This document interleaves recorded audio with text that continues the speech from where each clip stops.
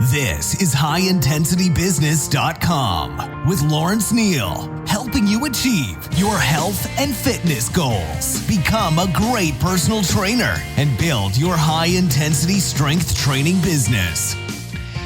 Lawrence Neal here, and welcome back to HighIntensityBusiness.com. This is episode 241. Today's guest is Luke Carlson. Luke is the founder and CEO of Discover Strength, a fast-growing personal training business based in Minnesota with 5 facilities currently. Discover Strength offers a variety of strength training sessions facilitated by educated and expert trainers. Their personal training facilities are among the highest volume and revenue training facilities in the United States. Luke, welcome back to the show.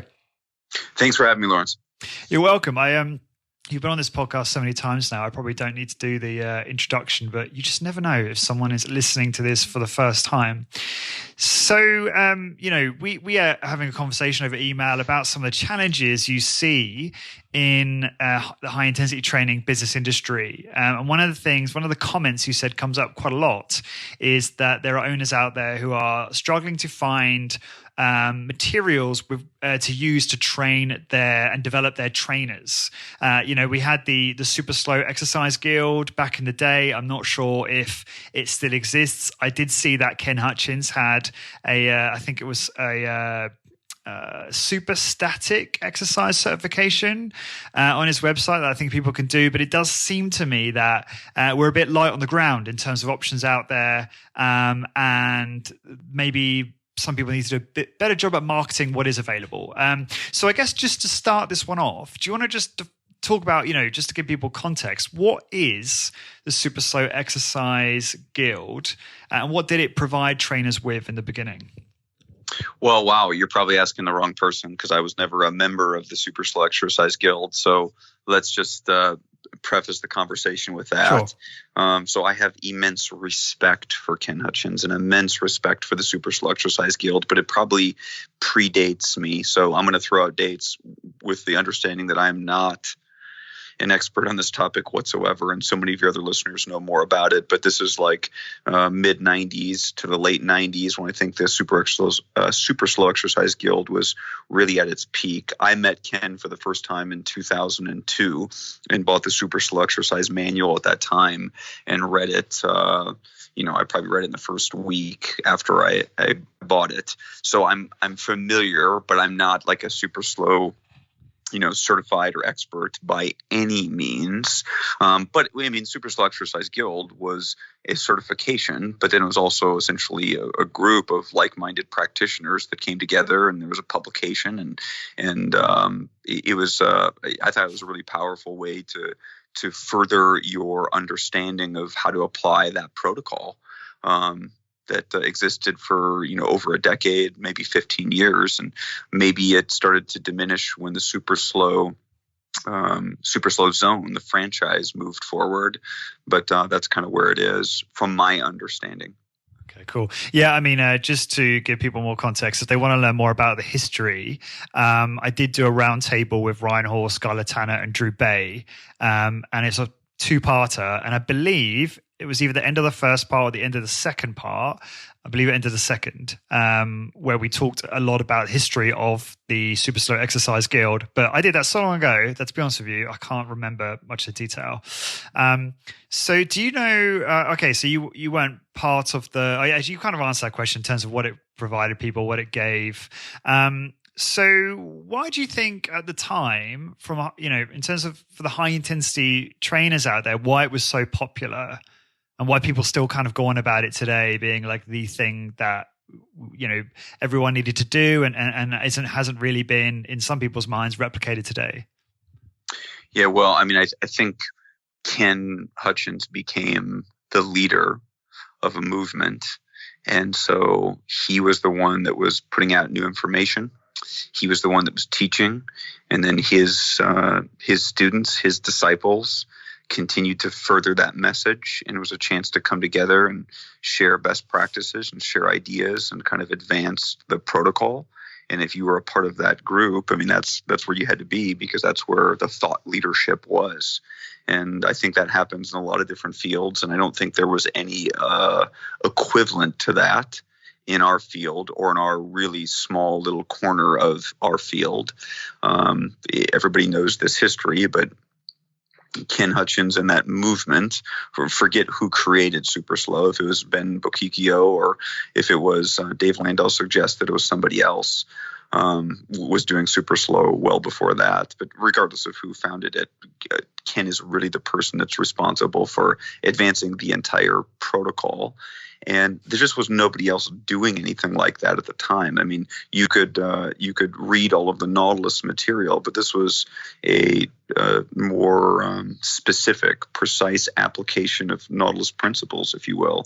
It was the next step in the Nautilus principles, I think, is what most SuperSlow practitioners would suggest. So there was a void, and the SuperSlow Exercise Guild absolutely filled that void for knowledge, for continuing education, and for community to feel like you were a part of something. And so let's bring it forward to today. So people are kind of confused with, okay, how do I find that kind of material? How should I develop my trainers in the best way possible? So what are the workarounds? What do you think people should be? How do you think business owners should be addressing this? So I hear this all the time, is how do we develop a trainer? How do we onboard a trainer?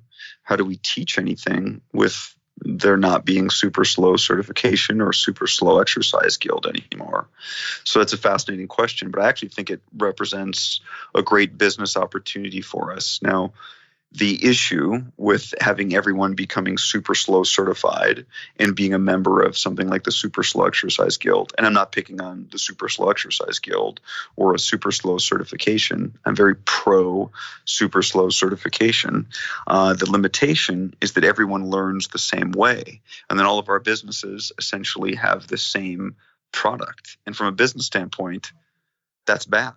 I mean, let's be honest. SuperSlow Exercise Guild we were learning Ken Hutchins' approach to resistance exercise. So every business that was involved, and frankly, these were all businesses. I mean, everyone that was attending was a business, was a part of a business. We were all learning the exact same thing. I mean, that's like, imagine every car manufacturer going to one central body that was disseminating information, and that's how you had to build a car. I mean, every car would be the same car. I mean, every manufacturing standard would be the exact same. And of course, that's not how you compete as a business. You need to be differentiated, and your product or service needs to be a little bit different. And so I think we now have a great business opportunity to understand, well, what's our application of high intensity training? It doesn't have to be Ken Hutchins' application of high intensity training. And this is probably the fourth time I've said this, but that is not a knock on Ken Hutchins. It's just a statement of how we could actually make our business differentiated and have our own take on these different things. And my goodness, that's the autonomy and the professional freedom that I think we all want. Is I can understand the material, and then I can understand how I want to apply the material. And if you don't believe that there's different applications to the material, just listen to, go back and listen to 100 of your episodes. You don't have to listen to all 200 some. Listen to 100 of your episodes, and you have really smart, really, really great guests that all do things a little bit differently. And I think that's what we should do in our businesses. That's a great testament to the variety, the fact that like you said, every guest I've had on here has slightly nuanced and different approaches to things. Okay, so with that in mind, what are, aside from my podcast, obviously, what are the resources out there that you lean on to develop your trainers at Discover Strength? Yeah, so the qualifying statement at the beginning is you piece all of these things together, and I think you don't make one of these elements your Bible. All right, so you put them all together. If you have a Bible, it's a manual that you create yourself. This is how we're doing it within the business. But you upskill people, you educate people by having them consume all of these other different things, but none of them by themselves is like the Bible. So here's, I think, some of the go-tos. Number one, you listen to your podcast, and you can formalize this. You can listen to the podcast, and you can schedule discussions where you're discussing what you learned and discussing how we'd apply that to a client. What do we agree with and what do we not agree with? Number two is you pick the books or articles. Let's just start with books that you really think people need to read. So for us, everyone's going to read a number of kind of the classic high intensity training books. So it might be The New Hit by Ellington Darden. I think that's one of the best books to start with, because I think it's written in a way that, my goodness, it just gets you excited about high intensity training, but it also really covers all of the basics. So, but then you take a quiz. Like you have to take a quiz, in my opinion, on all of these things so that you're retaining what you're reading. So new high intensity training and then a quiz. Nautilus Bulletin 1 and then a quiz. Nautilus Bulletin 2 and then a quiz. We have the SuperSlow exercise technical manual and then a quiz. We have congruent exercise, Bill DeSimone, and then a quiz. We have moment arm exercise and then a quiz. By the way, Bill wrote moment arm exercise first and then he wrote congruent, but we have them start with congruent because that's actually written in a more basic language. Moment arm is a little bit more advanced, so we do moment arm second. So they're going to read that and then they're going to take a quiz. So putting all of these things together, I don't think any one of these sources has the final answer, but you slowly put it all together. A book by Matt Brisky, maybe a book by Wayne Westcott, a book by Ken Hutchins. And over time, they're exposed to all of the different thought leaders in high intensity training, and they can start making sense of all of it. I think if you have just your manual, just your way of doing it, it becomes a little bit dogmatic. It becomes a little bit learn this, then regurgitate it, and this is how we do it. And they don't understand it and make it their own. The most important thing for a high intensity training practitioner is they have to make it their own. When we hire someone at first, we say, we're going to shove this down your throat and you're going to do it because we have to do it. Like, you got to go serve this client in a few weeks, so you got to be ready. But you're going to become effective. You're going to become wildly successful when you make this your own. And I think the only way you can make it your own is to have them consume all of the content and all of the information that's out there. And then you can start having interesting conversations as a staff. Well, what do you agree with? Well, my goodness, I totally disagree with L. Darden on this. And why I think Arthur Jones had it wrong here.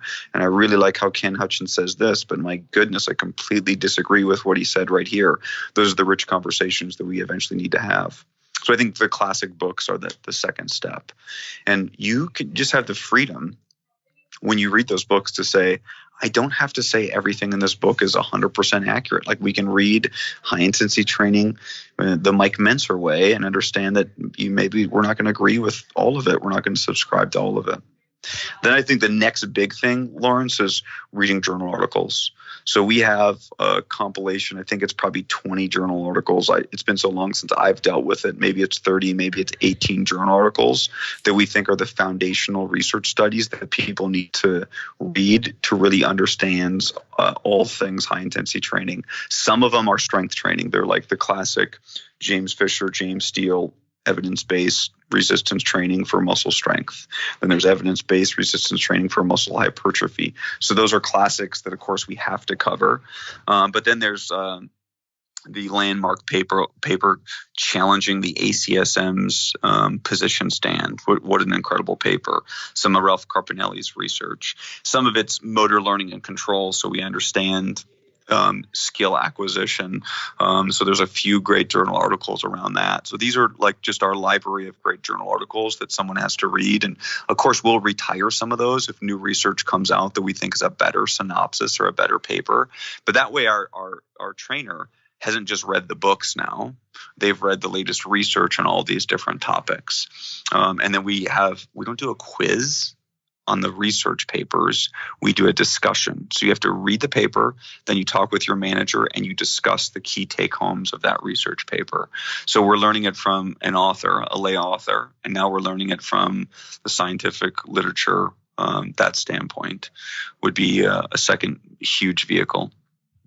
Awesome. Yeah. I mean, just to add to that, if people are interested in, obviously, all the books and resources Luke mentioned, we'll link to as many of those as possible in the show notes. But there will be a button, a call to action on the post where you can enter your email to get the resource PDF, which shows the different tiers that the trainers progress through at Discover Strength, and all of the chronology and the order of which each book or journal or what have you is checked off along that sort of progression. So that's a useful reference for people. So I have that there. That's great. So you've covered there, a lot of the theory, right? In terms of, well, the theory and the practical in terms of reading books and reading journals. Now, I'm guessing, a lot of in your particular context, Luke, a lot of your trainers have already got a background in, anatomy and physiology because they would have probably studied exercise science or something similar. So I guess that's one way to tick that box, is to hire people who already have that foundation. Otherwise, what else would you, I've noticed in one of your, in the slides, I believe there is you have the HIT Uni certification in there. And so HIT Uni can obviously check that box in terms of providing some of the physiology, anatomy background, as well as the practical aspects of actually implementing these learnings into a personal training session in a high intensity training context. Yeah. And let me get to that. So the last thing that I think is kind of the foundation. So the foundation is some books early on and some quizzes and journal articles and discussion. I think the last foundational component is you got to still have your manual, your system for how you do it. So I don't care if it's a 2-page document or a 100-page document. Ours is about 100 pages of how you're going to apply all this. So there's all the different material and there's all the different stuff out there, but how are you going to do it? So, and what do you expect in your business so you're all on the same page? So philosophically, so many of us are relatively on the same page, but our application might be just a little bit different. Okay. So when you do a standing barbell bicep curl, are you coming to full extension at the elbow, or are you using a congruent approach and you're keeping a tiny, tiny bend in the elbow at the bottom of that range of motion? That needs to be quantified. I mean, there's just a million things that need to be clearly delineated. From there, as an ongoing education, I think you do exactly what you said. So for us, it's HIT Uni certification. Okay. And here's how this frees me mentally in making these decisions. I think a HIT Uni certification is awesome. And I do not get lost in the weeds. Is there one element? Did Simon say one thing in there that I disagree with? I don't care, okay? Because we understand we're going to come across a lot of material that we might somewhat disagree with, but we want to be open-minded and absorb all of it. And we still have our way, our manual that we're going to go back to, but we want to be exposed to all of these things. So I think the HIT Uni certification is absolutely phenomenal for the practitioner. And I've had tons of trainers take it who have been really experienced trainers because we started implementing it. We've been open for many, many, many, many years before, HIT Uni came out. So I had really experienced practitioners take it and they still got something out of it. And then we have all of our new people take it now and they get so much out of it. So we do a HIT Uni certification. We also do an ACSM certification. Now, ACSM certification is kind of just playing the game. Everyone gets ACSM certified exercise physiologist. They're really not learning how to be a practitioner there, but they're making sure that they're playing kind of, I don't want to say playing the game, but they're essentially playing the game. That credential is highly regarded and highly respected, but it definitely doesn't tell you what to do on the floor with a client like HIT Uni actually does.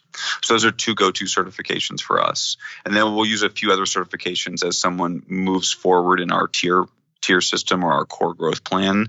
So we just had a trainer get the American College of Sports Medicine Cancer Exercise Trainer certifications. That's another way to continue to move forward. I don't want to spend too much time on like the ACSM certifications because I don't think they actually make us much better on the floor. I think like a HIT Uni certification does. Then as far as the anatomy piece goes, is every quarter we take what we call a personal trainer expertise quiz. So this is a written quiz. Everyone shows up on quiz day and they take a written quiz and it's heavily rooted in anatomy. So it is like we're looking at all the musculature and you are labeling what all the musculature is. Because frankly, as you move further away from your academic background, your retention of so much of that musculature starts to diminish. And like everyone knows what a quadricep is, but like, are you able to understand exactly where the teres major or the teres minor is? Are you able to, do you understand what the 4 muscles of a quadricep are, the 2 muscles of a hamstring are you getting all these things? Or do you understand where the gastroc is relative to the soleus? And so we want to make sure that we're staying not current because the anatomy is not changing, that we're just retaining some of our anatomy and even our physiology. So we do that with a simple quiz, and they know what's going to be on the quiz. They're just preparing for that quiz so we don't lose our handle on that anatomy as we get further and further away from our formal formal schooling. How important do you think that really is, though, in that, I mean, the body is so complex, right? There's so many blimmin' muscle groups and things to remember. And I kind of feel like, well, as long as you understand the principles and the way these muscles work and, operate from that perspective, it doesn't necessarily matter that you remember all of the names. So why do you put such an importance on that? So I agree with you completely. And the level of depth of that anatomy quiz is maybe not, I don't want to overstate it. It is not insanely nuanced. I just totally agree with you, Lawrence. I totally agree with you. A great trainer is not defined by someone who really understands anatomy or even really understands physiology. I mean, I've forgotten so much anatomy and physiology over the years, but I don't think it has an impact on my ability to be an effective exercise practitioner, because I just don't need to know that day in and day out. I think one of the reasons we need to know it is if our client's having an injury issue and they say, this is bothering me, what do you know about this? We need to at least know what the heck muscle group they're talking about when they refer to it, or they heard something from their physical therapist. We definitely need to be able to kind of talk that talk. But I just do not think it's massively important that we know all of the anatomy and all of the physiology. And frankly, I don't think most high intensity training practitioners do. I think it's probably more important that we understand some basic biomechanics than really, really, really understand the anatomy. And we used to overkill our quiz. We used to have a quiz that was just like on all the musculature of the neck. And it was like, 50 different muscles that, like, if I gave the quiz to James Steele right now, he didn't have a prayer of like passing it. I hope he's not listening to this. But I mean, it was like nuanced. And I think at some point James Fisher looked at it and he's like, why are you having people take this? And I thought, well, we thought it was really important that everyone knew all the muscular. I mean, basically every exercise practitioner knows the trapezius and maybe they know the sternocleidomastoid, but they don't know any neck musculature beyond that. So we're like, you're going to learn it all. And we probably went too hardcore into it, and it probably had really little relevance to how we actually work with the client. So we took a step back on some of those things, and it's just a little bit more general right now. Yeah, this is great. And just going back to what you were saying there about, creating your own in-house manual, having the mindset in your organization where you promote that everyone goes out and learns everything and challenges it and discuss that internally, and then have your own way of doing things is great, because it's moving away from that kind of dogmatic approach we see in high intensity training. But you make sure that you hold on to a discover strength approach, because that gives you that system that will deliver on that optimal result over and over again for your clients, right?